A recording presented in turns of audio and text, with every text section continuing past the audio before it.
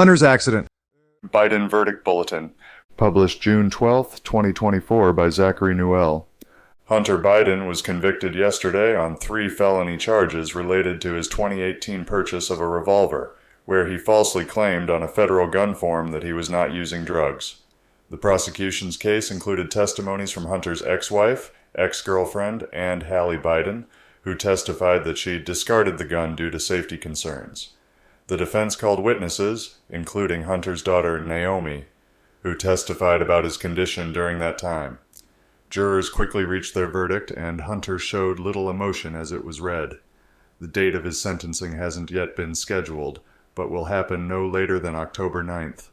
President Joe Biden previously assured those keeping track that he won't pardon his son, a good way, I suppose, to make your country's judicial system look less like a banana republic's following the prosecution of Donald Trump, his main political rival, and expressed acceptance of the outcome, while Hunter's defense plans to appeal.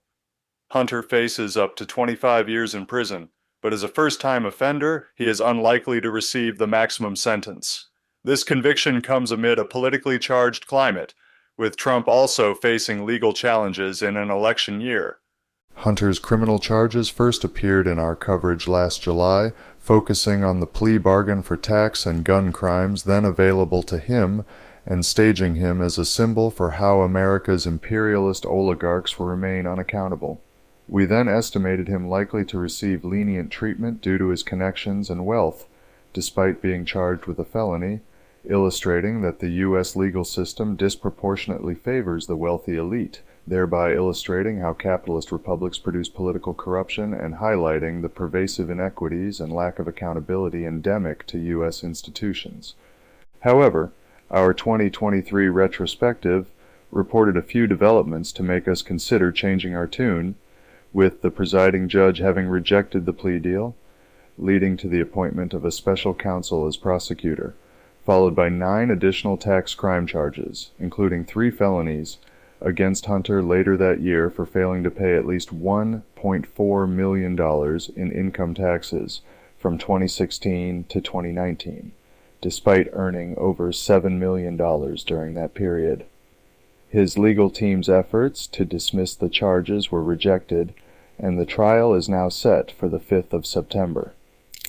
That case is the one that interests us more for its connection to Hunter's business dealings and an impeachment inquiry against President Biden's alleged corruption, in relation to which House Oversight Committee Chair James Comer, R. Kentucky, asked the Justice Department last week to charge Hunter and James Biden with lying to Congress, though these non-binding referrals may only be acted upon if Trump wins the presidency in 2024.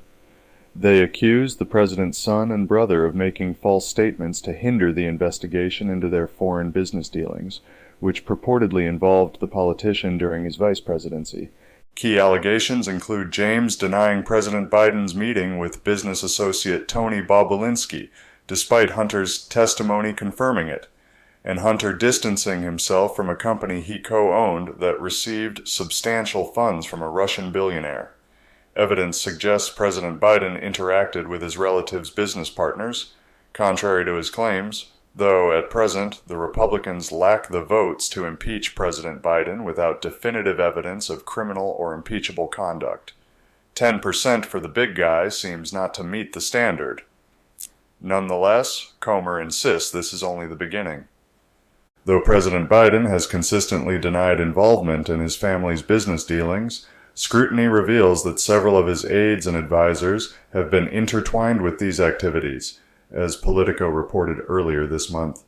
Biden shared a bookkeeper with his son Hunter and a lawyer with his brother James, with the latter having even hired Biden's former Secret Service head to investigate Hunter's associate. This interconnectedness dates back to Biden's early political career, with his family and close aides frequently overlapping in business and political roles. Despite Biden's efforts to maintain a distance, the involvement of his aides complicates these assertions, particularly as controversies around Jim and Hunter's foreign dealings and partnerships have intensified. Congressional investigations and public records indicate that these overlaps make it challenging to claim strict separation.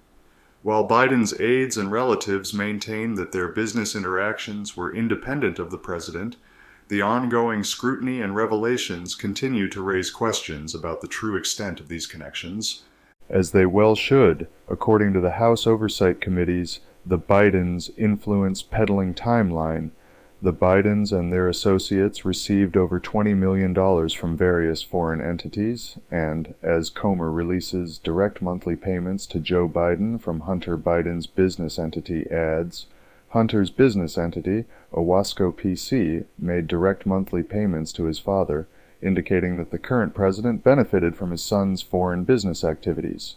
Notably, Hunter and Devon Archer, who asserts President Biden's involvement in Hunter's business, joined the board of Burisma in 2014, a Ukrainian natural gas firm, where they earned $1 million annually each. Despite Hunter initially joining as counsel, he was promoted to the board following a meeting with Burisma's owner.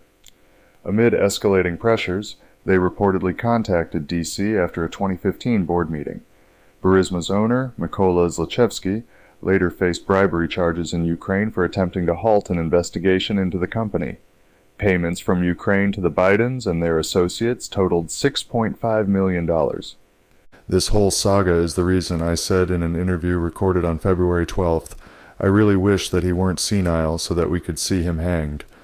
Of course, that impeachment inquiry lost a lot of steam on February 14th, when a federal grand jury indicted Alexander Smirnov, an FBI confidential human source, for making false statements and fabricating records about alleged bribes taken by Joe and Hunter Biden from a Ukrainian businessman due to a bias against Biden's presidential candidacy.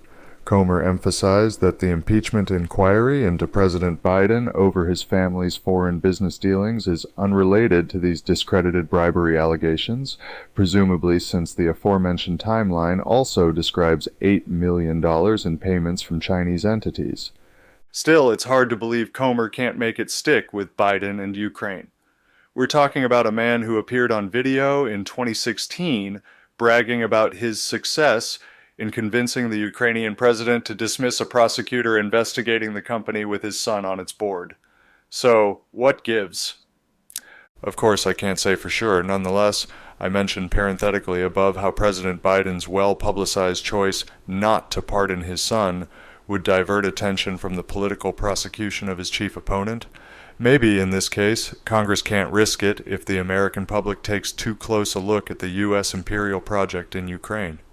After all, if you're setting up shop for influence peddling, it stands to reason that your own country's proxy, in which your National Endowment for Democracy installed a vassal government in 2014 that shares a hostile border with one of your main geopolitical rivals, would be a lucrative place to do it. Besides that, we've talked a couple times now about the importance to imperialism of controlling energy markets. Knowing that Hunter sat on the board of a natural gas company, it shouldn't escape our recollection that when asked on February 7, 2022, about the Nord Stream 2 natural gas pipeline from Russia into Germany, President Biden said, quote, "If Russia invades, there will no longer be the Nord Stream 2. We will bring an end to it." End quote. The Russian Federation invaded Ukraine on the 24th of that month. 7 months later, explosions ruptured the Nord Stream 2 pipeline, which Seymour Hersh reported was a U.S. operation. Hardly a surprise to learn, especially knowing Radoslaw Sikorski, then a member of the European Parliament for Poland and now Poland's Minister for Foreign Affairs, posted an image of the ocean surface above the ruptured pipeline with the comment, quote, "Thank you, USA," end quote. I suppose denying Russia any revenue from fueling German industry was worth more to Sikorski than the living standards of the German people, who face a lost decade. Perhaps thinking along similar lines, Senator Lindsey Graham, R. South Carolina, told Face the Nation last week, quote, "They're sitting on $10 to $12 trillion of critical minerals in Ukraine. If we help Ukraine now, that $10 to $12 trillion of critical mineral assets could be used by Ukraine and the West.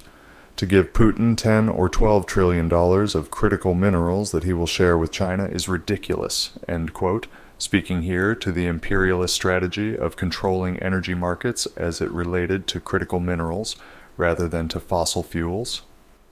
The stark contrast between Hunter Biden's recent conviction on gun charges and the faltering impeachment inquiry into President Biden underscores the complexity and interconnectedness of their legal and political challenges. Initially anticipated to be mitigated by his elite status, Hunter's legal troubles evolved dramatically with additional tax crime charges and the rejection of a plea deal, signaling a shift towards accountability. Despite this, the ongoing investigation into his foreign business dealings, especially with Ukrainian energy firm Burisma, continues to entangle President Biden, casting a shadow over his administration. The intricate ties between the Bidens and Ukraine have been a focal point in the impeachment inquiry. Notable payments from Ukrainian entities to the Bidens, Hunter's role at Burisma, and President Biden's past involvement in Ukrainian affairs raise questions about potential conflicts of interest, even after Smirnov's indictment for fabricating bribery claims. Indeed, we believe the broader implications of U.S. foreign policy, particularly in Ukraine, remain a critical backdrop. Hence, the stalled impeachment inquiry seems to reveal the intricate and often murky intersection of domestic politics and international relations. Of course, the ongoing scrutiny of the Bidens' connections with Ukraine continues to shape the U.S. political landscape. However, I suspect that geopolitical tensions with Russia and the strategic importance of controlling energy markets may make investigators loath to launch a formal impeachment, given the international political impact. Still, if the impeachment inquiry gained any traction, it might not just shift U.S. public opinion ahead of the 2024 election, but their willingness afterward to accept a government that engages in such imperialist adventures, not to mention how it might affect the opinions of the increasingly impoverished German public.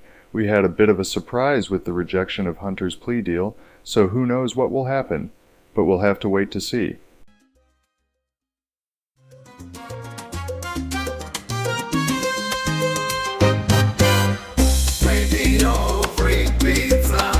Radio Free Pizza is a reader-supported publication and listener-supported podcast.